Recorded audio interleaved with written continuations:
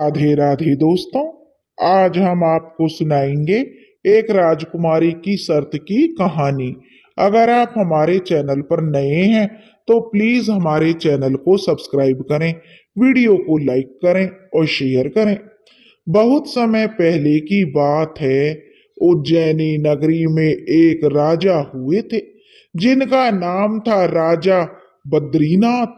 राजा बद्रीनाथ की पुत्री थी सुनैना, जो बहुत ही सुंदर थी। और सुनैना की जो प्रसिद्धि दूर दूर तक फैली हुई थी, क्योंकि वह बहुत ही खूबसूरती थी और उसके खूबसूरती के चर्चे देश प्रदेशों में फैले हुए थे। राजकुमारी सुनैना इतनी सुंदर थी कि स्वर्ग की अप्सराएं भी उसके सामने फीकी लगती थी। जब राजकुमारी महल के गलियारों से गुजरती तो उसकी रेशमी चुनरी का हल्का सा स्पर्श तक हवा में सुगंध घोल देता था। भगवान ने राजकुमारी सुनैना को सौंदर्य के साथ साथ अपार बुद्धिमता का गुण भी दिया था। वह बहुत ही बुद्धिमान थी। राजकुमारी सुनैना केवल रूप की ही रानी नहीं, बल्कि गुणों गुणों की भी अद्वितीय प्रतिमूर्ति थी। अब जहां इतना सब कुछ होता है, वहां घमंड और अहंकार का निवास ना हो, ऐसा तो संभव ही नहीं है। राजकुमारी सुनैना ने प्रण कर रखा था कि जो राजकुमार उसके प्रश्नों के उत्तर ठीक ठीक देगा और चौसर के खेल में उसे हरा देगा, उसी से राजकुमारी विवाह करेगी। नहीं तो वह ताउम्र कुंवारी रह जाएगी और इसी सोच में संतोष कर लेगी कि ऊपर वाले ने उसकी बराबरी का कोई मर्द नहीं बनाया। इस समस्त संसार में उसके योग्य कोई मर्द पैदा नहीं हुआ है। राजकुमारी सुनैना का एक और नियम था कि जो राजकुमार उसके प्रश्नों का उत्तर नहीं दे पाएगा, वह कभी बाहर नहीं जा पाएगा। उसे वह उसका कैदी बनकर आजीवन कारावास भोगना होगा। वह नहीं चाहती थी कि कोई भी ऐरा गैरा राजकुमार सिर्फ उसकी सुंदरता को निहारने के लिए ऐसे ही मुंह उठाकर उसके सामने आ जाए और असफल होने पर बाहर उसकी सुंदरता का गुणगान करता फिरे। राजकुमारी सुनैना का मानना था, जिस पुरुष ने उसे एक बार देख लिया, वह या तो उसका पति होगा या फिर हमेशा के लिए उसका कैदी बनेगा। इतने सख्त नियमों के बावजूद भी कई राज्यों के राजकुमारों ने खुद को बुद्धिजीवी मानते हुए राजकुमारी की परीक्षा में भाग लिया और फलस्वरूप वे सभी उसके कैदी बनकर रह गए। पर फिर एक दिन ऐसा हुआ जो आज तक नहीं हुआ था। एक राजकुमार किसी तरह उसके कैद खाने से निकलकर भागने में सफल हो गया।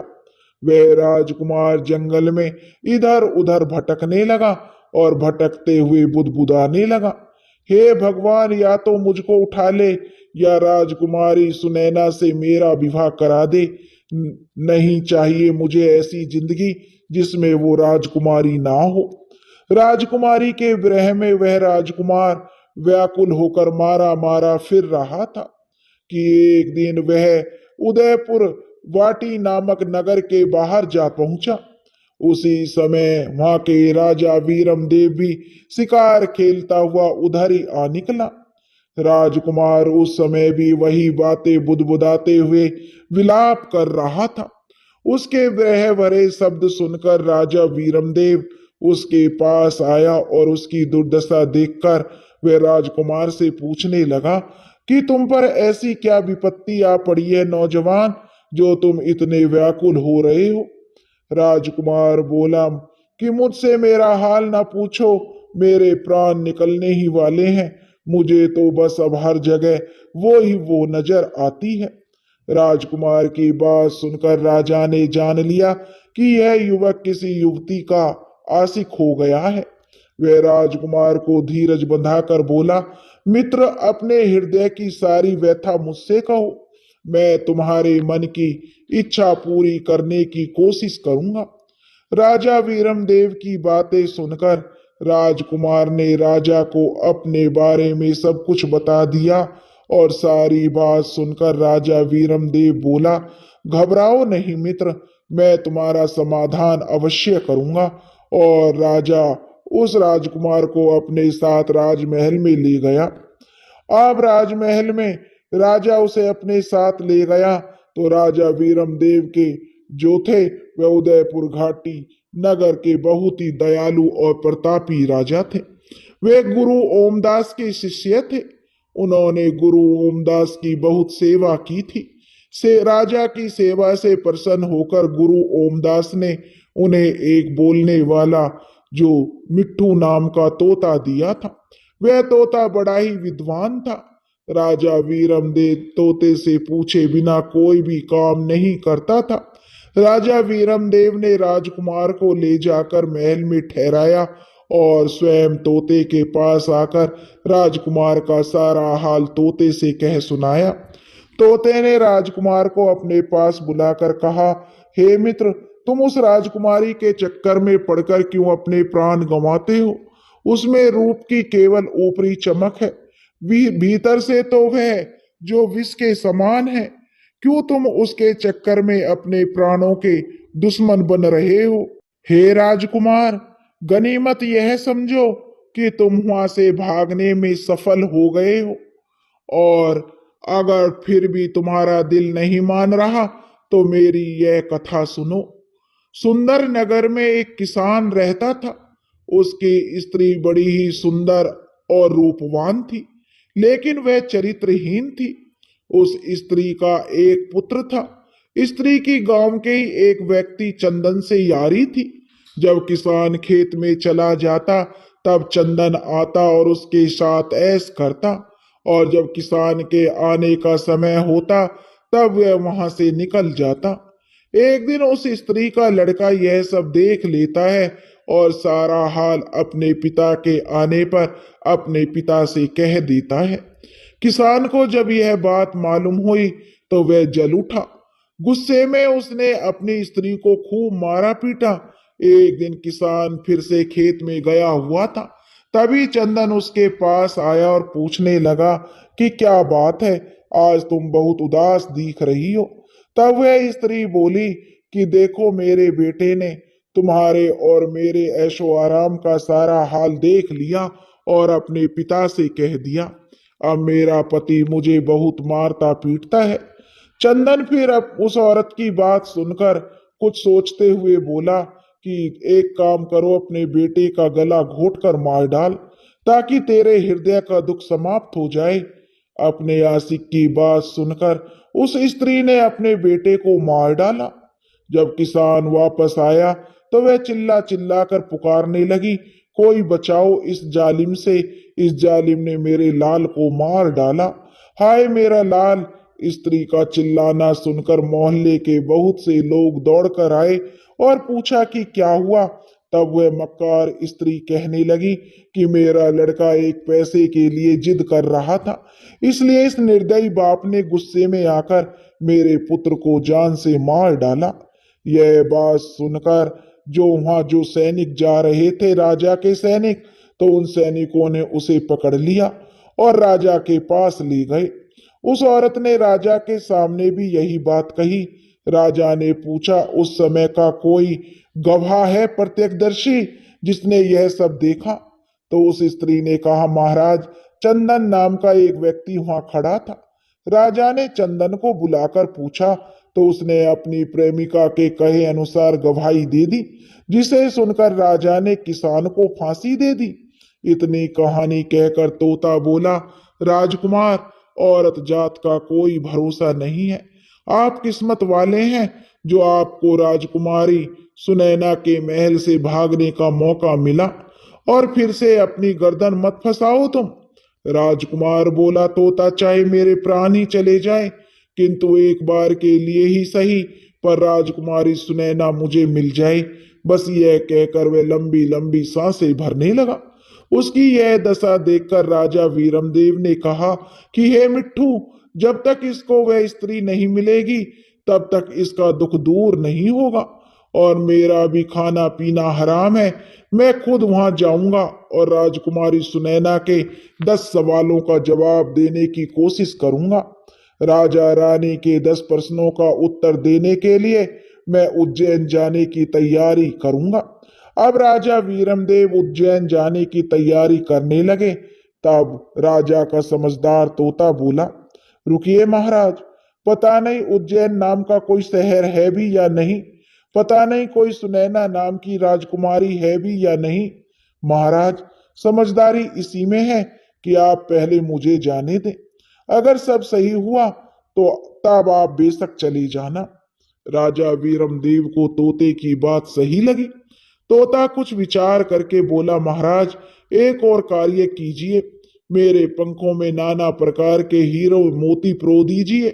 राजा वीरमदेव ने तोता के कहे अनुसार वैसा ही किया और तोते को अच्छे से सजाकर विदा कर दिया। कई दिनों की उड़ान के बाद तोता उज्जैन पहुंच गया और वहां जाकर वह राजकुमारी सुनैना के महल की छत पर जाकर बैठ गया। जब सुनैना का ध्यान उस तोते की तरफ गया तो वह भी उसकी सुंदरता देखकर अचंभित रह गई। उसने इतना सुंदर और हीरे मोती के पंखों वाला तोता कभी नहीं देखा था। राजकुमारी बोली, हे तोते, तुम किस देश से आए हो और किस देश को जाओगे? तुम्हारा यहाँ आने का क्या मकसद है? तोता बोला, हे राजकुमारी, उदयपुर वाटी के राजा वीरमदेव ने मुझे यहाँ भेजा है। मैं तो बस यह पता करने आया था कि सच में उज्जैन और राजकुमारी सुनैना असल में है कि नहीं। पर हे राजकुमारी, मैं तुमसे एक बात पूछना चाहता हूँ। सच सच बताना, तुम इतनी उदास क्यों हो? ऐसे क्या पाप किए हैं तुमने? तोते की बात सुनकर राजकुमारी सुनैना हैरान रह गई। उसने अपने मन में सोचा, यह तोता नहीं बल्कि कोई राजकुमार है। यह मंत्र से तोता बनकर मेरा भेद लेने आया है। इसको तो पकड़कर मार देना चाहिए। यह विचार कर राजकुमारी बोली कि सभी लोग जन्म से ही पापी होते हैं तोते। जो इस संसार में आते हैं, मैंने इस शरीर को पाकर कोई सुख नहीं पाया। मैंने वर ढूंढने के लिए बहुत से देशों में ब्राह्मणों को भेजा, लेकिन किसी ने मेरी जोड़ी नहीं बनाई और न ही किसी से मेरी जोड़ी मिली। राजकुमारी की बात सुनकर तोता बोला, हे राजकुमारी, जैसी तुम सुंदर और आकर्षक हो वैसे ही मेरे राजा हैं। विधाता ने तुम दोनों की जोड़ी बनाई है, इसलिए तुम मेरे साथ चलो। राजकुमारी सुनैना तोते की बात सुनकर बोली, हे तोते, तुम ठीक कह रहे हो। मुझे तुम्हारी बात पर विश्वास है। विधाता ने कृपा की है जो तुमने मुझे दर्शन दिए हैं। अब तुम हमारे पास आओ और हमें बताओ कि वह राजा कौन है और कहाँ रहता है, और ये मेरी अंगूठी ले जाओ और उससे मेरा विवाह कराओ। मैं उनकी दासी बनकर जन्म जन्म उनके दर्शन करती रहूंगी। तोता बोला, राजकुमारी, मैं तेरे पास नहीं आऊंगा। तू एक मक्कार स्त्री है। सुना है तू बहला फुसला कर कैद में डाल देती है। राजकुमारी तोते की बात सुनकर बोली, मैं बिल्कुल सच कह रही हूँ तोता। मैं तुम्हारे साथ चलने के लिए तैयार हूँ। वो ऊपर वाला साक्षी है कि तुम मेरे पास आ जाओ। मैं तुम्हारी मेहमान नवाजी करूंगी। तुम मुझसे क्यों डर रहे हो? मुझे दासी बनाकर अपने साथ ले चलना। राजकुमारी के वचन सुनकर तोते को विश्वास हो गया और वह उड़कर उस राजकुमारी के पास चला गया। राजकुमारी ने तुरंत उस तोते को पकड़ लिया और कपटी मुस्कान के साथ राजकुमारी बोली, दासी, जल्दी से छुरी लाओ और इसका सिर काट दो। यह कोई तोता नहीं है, यह तो कोई बड़ा पापी है जो तंत्र मंत्र करके मेरा भेद जानने आया है। तोता अब राजकुमारी की बातों में आकर पछता रहा था, क्योंकि उसने राजकुमारी का विश्वास किया। अब तोता राजकुमारी से बचने की युक्ति सोचने लगा। राजकुमारी के जाल में फंसे तोते को अब जान के लाले पड़ गए। तोते ने सोचा, अच्छा भला सब कुछ देख तो लिया था, फिर क्यों राजकुमारी से फालतू के सवाल जवाब में उलझा। सीधा जाकर राजा को बता देना था। आगे वह जाने या यह राजकुमारी। फालतू ही पंगे में पैर फंसा दिया। अब जल्दी से कोई तरकीब लगानी पड़ेगी, नहीं तो यह राजकुमारी मुझे जीवित नहीं छोड़ेगी। तोता बोला, हे राजकुमारी, मेरा नाम मिट्ठू है। मैं कोई बहरूपिया नहीं हूँ, बल्कि यही मेरा असली रूप है। अगर तुम मुझे छोड़ दोगी तो मैं तुम्हें भी तंत्र मंत्र और जो नई नई विद्याएं सिखा सकता हूँ। मैं जो मनोहर दास का पक्का चेला हूँ। अब राजकुमारी बोली कि तोता, अगर ऐसा है तो जल्दी से मुझे मंत्र बताओ, नहीं तो अभी तुम्हारे पंख नोच डालूंगी। तोता बोला, मंत्र ऐसे सबके सामने नहीं बताए जाते राजकुमारी। तुम अपनी दासियों को यहाँ से जाने के लिए कहो। ऐसे सबके सामने मैं तुम्हें मंत्र नहीं सिखा सकता, वो तो कान में बताने की बात है। तोते की बात मानकर राजकुमारी ने तुरंत अपनी सारी दासियों को वहां से भेज दिया। दासियों के जाने के बाद जब राजकुमारी ने मंत्र सुनने के लिए सुर झुकाया तो तोते ने उसके गाल पर चोंच मार दी। राजकुमारी सुनैना चीखती हुई व्याकुल होकर धरती पर गिर पड़ी। जब तक वह कुछ समझ पाती, तोता वहां से उड़कर फिर से खिड़की पर जा बैठा और गुस्से में लाल पीला होकर राजकुमारी से जो कहने लगा कि राजकुमारी, तुमने मेरे साथ दगा किया है। राजकुमारी भी अब गुस्से में क्रोधित हो उठी और लाल पीली होकर अपनी दासियों को आवाज लगाई और कहा कि इस दुष्ट तोते का शिकार करने के लिए जल्दी से बाज को लेकर आओ। तब तक दासी बाज के पिंजरे को लेकर आई। तब तक तोता वहां से उड़ चुका था। कई दिनों की उड़ान के बाद वह मिट्ठू तोता राजा वीरम देव के पास आ पहुंचा और कहने लगा, महाराज, स्त्री रंग रूप और यौवन में देखने योग्य है। राजकुमार की बात बिल्कुल सत्य है कि कोई उसे एक बार देख ले तो वह उसके मोह को कदापि नहीं छोड़ सकता। परंतु महाराज, उसका स्वभाव बहुत खोटा निकला। पहले उसने मुझे बहला फुसलाकर अपने पास बुलाया और पकड़ लिया और फिर मुझे मारने को आतुर हो गई। बस गुरु की कृपा से बड़ी मुश्किल से किसी तरह अपने प्राण बचाकर भागा हूं। तोते की सारी बात सुनकर राजा बीरमदेव उसको शाबाशी देता हुआ कहता है कि तोता, तुमने बहुत अच्छा किया। अब तुम चिंता मत करो, मैं खुद उस राजकुमारी से निपट लूंगा। अगले दिन राजा ने हथियार बांधे, तोते को हाथ में लिया और घोड़े पर सवार होकर राजकुमारी सुनैना के नगर की तरफ चल पड़ा। कुछ दिन की यात्रा के बाद राजा वीरमदेव उज्जैन पहुंच गया और वहां पहुंचकर उसने पहरेदारों से राजकुमारी को खबर करने के लिए कहा।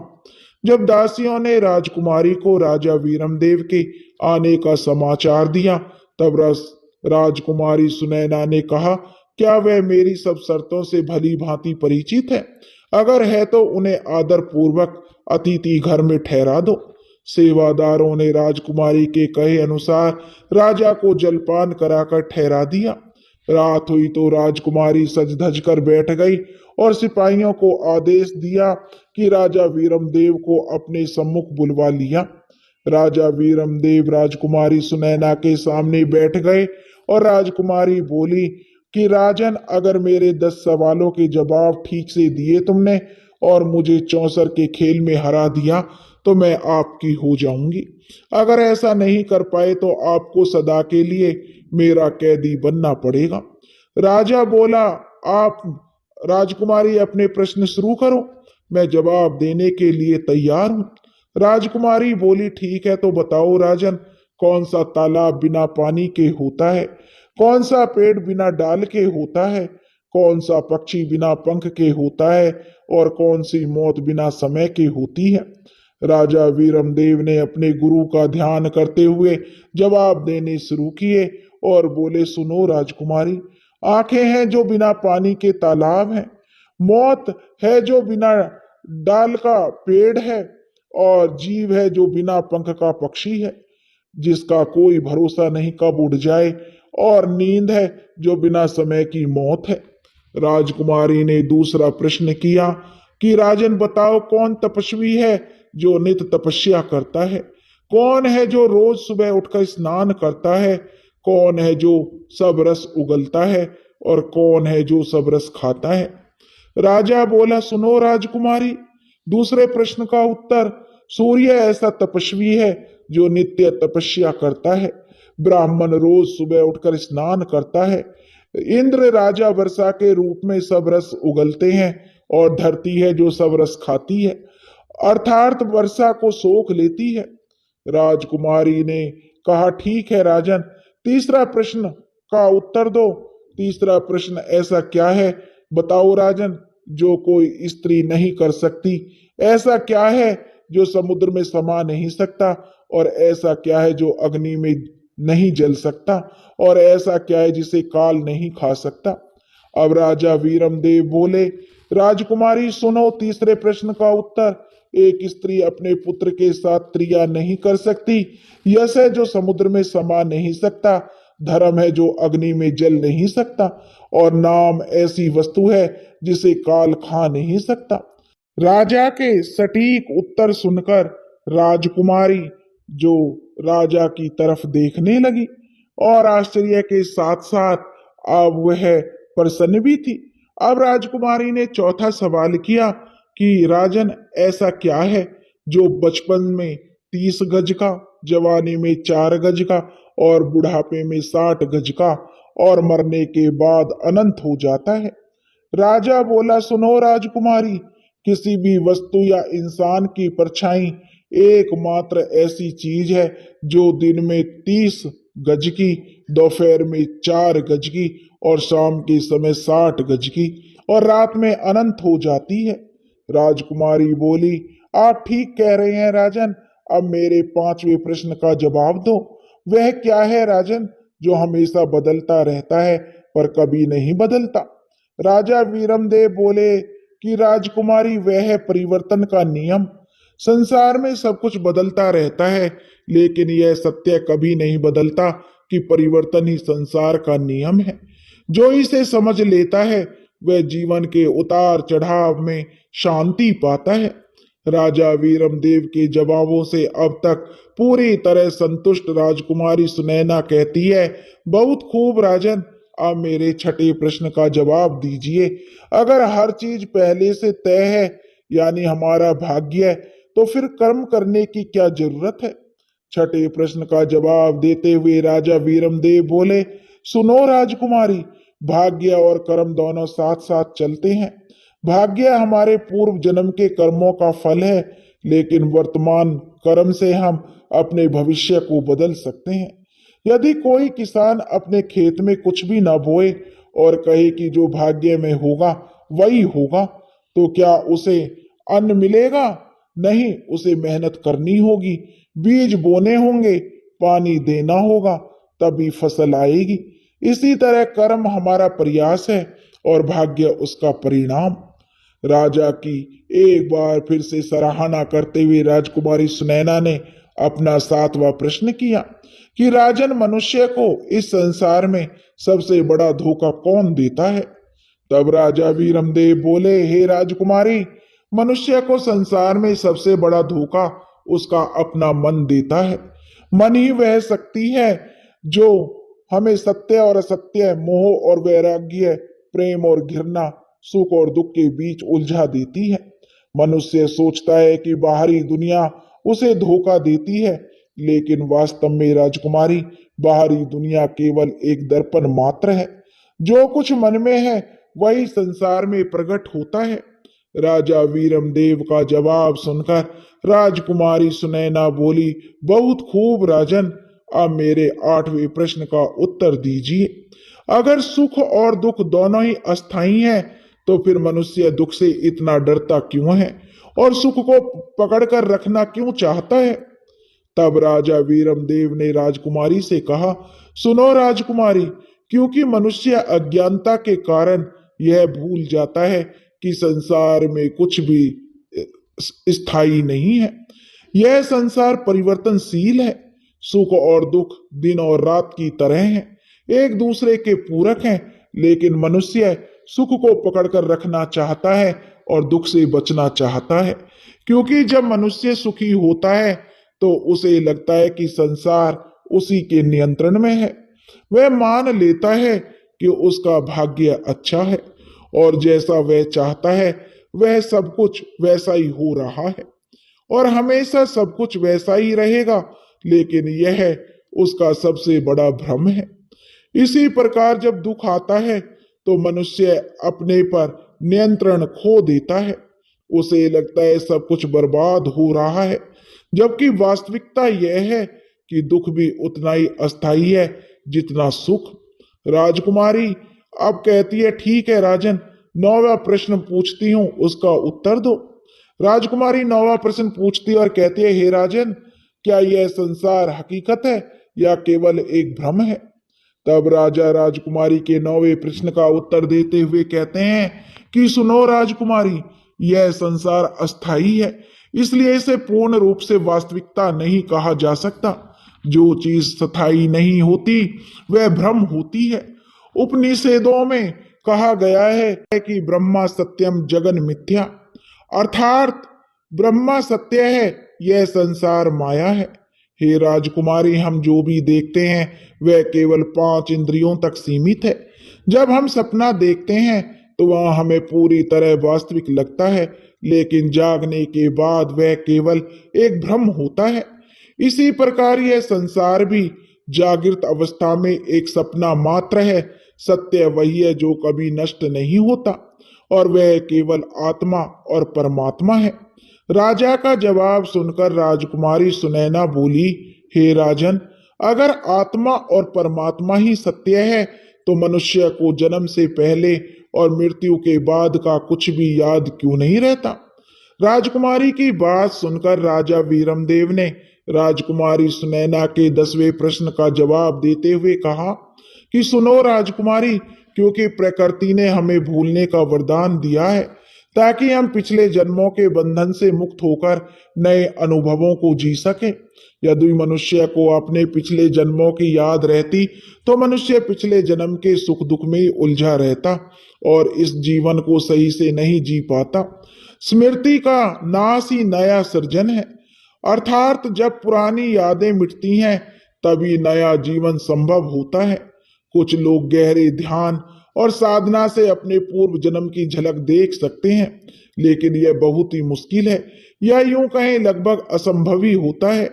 मृत्यु के बाद आत्मा नए शरीर में प्रवेश कर जाती है और एक नया जीवन आरंभ होता है। अगर मनुष्य को सब कुछ याद रहता तो वह कभी भी आगे नहीं बढ़ता। राजा ने राजकुमारी सुनैना के 10 प्रश्नों का उत्तर सही सही दे दिया। यह देखकर राजकुमारी सुनैना बहुत प्रसन्न हुई। उसने अपने सिंहासन से खड़े होकर राजा का अभिवादन किया और बोली, मान गए राजन, आप वाकई में बहुत बुद्धिमान हो, पर अभी मेरी सभी शर्तें पूरी नहीं हुई हैं। अभी आपको मुझे चौसर के खेल में हराना होगा। राजा वीरमदेव खुद चौसर का एक अच्छा खिलाड़ी था। राजा ने कहा, ठीक है राजकुमारी, आपकी यह शर्त भी हम पूरी करने की कोशिश करेंगे। राजा वीरमदेव और राजकुमारी सुनैना के बीच चौसर का खेल शुरू हो जाता है और राजा ने राजकुमारी को चौसर में भी हरा दिया। यह सब देखकर राजकुमारी सुनैना अपने पिता के पास गई और अपने पिता बद्रीनाथ के पास जाकर उन्होंने उस राजा का सारा हाल कह सुनाया और राजा बद्रीनाथ यह सुनकर बहुत ही प्रसन्न हुआ। उन्होंने अपने मंत्री को भेजकर राजा वीरमदेव को बुलाया और बड़े आदर सत्कार के साथ बैठाया। राजा वीरमदेव ने कहा, महाराज, मैंने आपकी बेटी के सभी प्रश्नों के उत्तर दे दिए हैं और उसे चौसर में भी हरा दिया है। अब आप अपनी बेटी को मेरे साथ भेज दीजिए। तब राजा ने कहा कि मैं कोई शुभ घड़ी देखकर अपनी बेटी का विवाह आपके साथ कर दूंगा और आपके साथ भेज दूंगा। तब राजा वीरमदेव बोले, हे राजन, मेरा विवाह राजकुमारी सुनैना के साथ नहीं होगा, क्योंकि यह तो किसी और की अमानत है। यह सुनकर राजा ने जो हैरान होते हुए पूछा, यह आप क्या कह रहे हैं? आपने इसे पराई अमानत किस प्रकार बताया है? तब राजा वीरमदेव ने कहा, महाराज, जिस राजकुमार को आपकी बेटी ने कैद कर रखा था उनमें से एक राजकुमार उसकी कैद से निकलकर भाग गया था और वह अपना राजपाट त्याग कर जंगल में इधर उधर भटकता फिर रहा था। एक दिन वह मेरे राज्य में आया और एक पेड़ के नीचे बैठा रो रहा था। संयोग से मैं भी उधर से निकला और उसे दुखी देखकर मैंने उससे सारा हाल पूछा, तो उस राजकुमार ने आदि से लेकर अंत तक का सारा हाल मुझे कह सुनाया। तब मैंने आपकी बेटी पर सच्चा मोहित जानकर उसके प्रण किया है कि मैं तुमको राजकुमारी सुनैना से मिलवाऊंगा और राजकुमारी का विवाह उसके साथ कर दूंगा। यह बात सुनकर राजा बद्रीनाथ कहने लगा, धन्य है राजन आप, जो आपने एक अनजान व्यक्ति के कारण इतना कष्ट सहा। अब आप मेरी बेटी के मालिक हैं, जिसे चाहो सौंप दो, मेरी ओर से तो यह अब आपकी अमानत है। तब राजा वीरमदेव ने तोते को भेजकर राजकुमार को उज्जैन बुलवा लिया और विधि पूर्वक राजकुमारी सुनैना के साथ उस राजकुमार का विवाह कर दिया। राजकुमार ने खुशी से राजा वीरमदेव के पैर पकड़ लिए और बोला, महाराज मैं हमेशा आपका ऋणी रहूंगा, आप धन्य हैं। राजकुमार और राजकुमारी सुनैना दोनों अब आनंद पूर्वक रहने लगे। राजा वीरमदेव ने राजा बद्रीनाथ से विदा ली और अपने तोते के साथ अपने देश चला गया। राजा वीरमदेव और राजकुमारी सुनैना के बीच का संवाद हमें यह सिखाता है कि जीवन में सुख और दुख, दिन और रात, प्यार और घृणा जैसी चीजें एक दूसरे के पूरक हैं। जो आज है वह कल नहीं होगा, और चाहे दुख हो या सुख, यदि हम इन बदलावों को समझकर शांति पूर्वक स्वीकार कर लें तो हमारे जीवन की यात्रा आसान हो जाती है और हम खुशी से जीवन व्यतीत कर सकेंगे। दोस्तों, अगर आपको राजकुमारी सुनैना और राजा वीरमदेव की कहानी पसंद आई हो तो प्लीज हमारे चैनल को सब्सक्राइब करें, वीडियो को लाइक करें और शेयर करें। राधे राधे।